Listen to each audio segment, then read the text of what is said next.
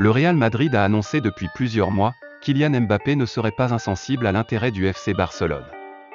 C'est du moins la version de l'équipe, contredite par la presse catalane qui croit plutôt à un coup de pression de l'attaquant du Paris Saint-Germain.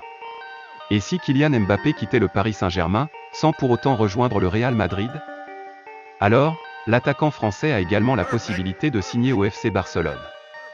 Le club catalan aurait sollicité le Parisien qui ne fermerait pas la porte à cette hypothèse. Le Barça avait contacté l'attaquant pour lui transmettre une offre, et que le joueur s'était montré réceptif. Il n'y a rien de plus éloigné de la vérité. Le club blaugrana n'est pas intéressé à l'idée d'entrer dans la bataille pour Mbappé, et n'a fait aucun mouvement dans ce sens.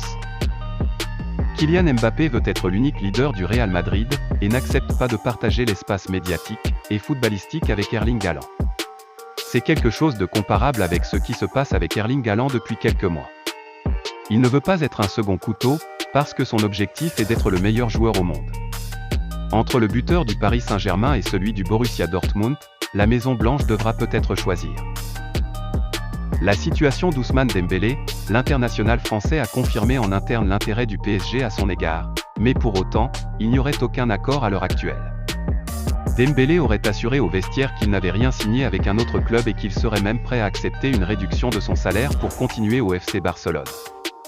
Reste à voir si cette sortie est sincère ou s'il s'agit d'un coup de bluff pour ne pas perturber la fin de saison catalane. Le FC Barcelone aurait déjà finalisé les opérations de Franck Kessié et Andreas Christensen à ce jour. Le milieu de terrain du AC Milan et le défenseur central de Chelsea. Tout serait déjà signé, il ne manquerait plus que l'officialisation des 2 signatures estivales. Nous travaillons pour que la limite salariale que nous avons soit inversée afin que nous puissions faire venir des joueurs pour renforcer l'équipe.